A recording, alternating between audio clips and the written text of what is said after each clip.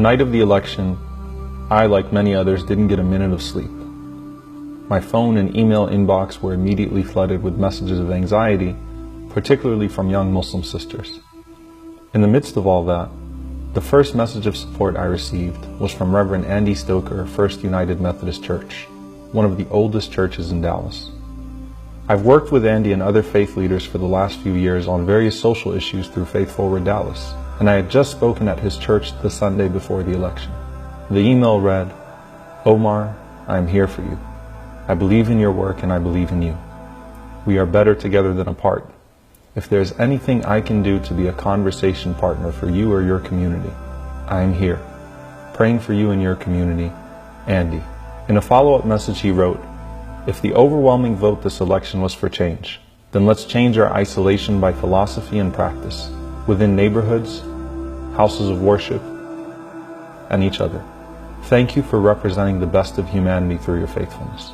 I sent Andy many messages of genuine appreciation and wanted to respond to his call. So I invited him and his family over to our mosque to meet our community. It was an incredible experience for his family and for our community. The morning after that night, he sent a message saying, "Thank you so much for last night. I am transformed by my experience with your congregation." Andy had no idea how much his message and friendship meant to me and my community. There's so many things that we can say about who we are and how we live out our faith. What I've seen in Imam Omar, his life and mine, and his ministry in our city is profound. There are ways that we are growing as a city and as a people in compassion and unity and hope. It is what I've seen in Omar that makes me a better Christian and makes me a better faith leader. Stepping out in faith, in hope, and in love, knowing that all people, in all places and all times, need to hear that one message that they are loved, that they're believed in, that they're wanted, and that there's so much more. I give God thanks on a daily basis for my ministry partnership with Omar, for his life, his family's life, and ours together, as we are building a faith community where all people might truly know the sense and power of who it is and how we all must live as one. When the great Imam Ahmed was dying, his Christian doctor asked his permission to allow his pastor to visit. Imam Ahmed invited him in. The pastor said to Imam Ahmed, "I've been waiting for so many years to meet you in person.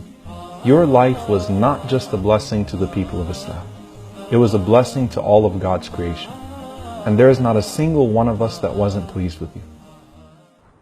The story changed my life because Imam Ahmed's presence on earth was not just viewed as beneficial to the Muslims, but to all people. God describes the tree of faith in the Quran with a firm foundation, with branches high in the sky, always providing shade and fruit. The branches show that your shade should provide shade to everyone and everything around you, and that the fruits of your faith should not be seasonal. Everyone and everything around you should benefit from your faith. As Ali said, "Lead such a life that when you die the people may mourn you, and while you are alive they long for your company." When Abu Bakr was on his way out of Mecca to escape persecution to Abyssinia, a non-Muslim chief stopped him and said, "O Abu Bakr, a man like you should not be allowed to leave his homeland, nor should he be driven out. I am your protector. Go back and worship your Lord in your country." The chief wasn't Muslim, but he recognized that Abu Bakr was indispensable because of his impact on society at large. Serving others doesn't mean you accept their beliefs. It means that your beliefs guide you to serve them. Serving them says nothing about their faith, but everything about yours. As believers, we seek to reflect God's attributes of mercy and generosity, and in turn, we hope that those people will bear witness to our mercy in the presence of the Most Merciful.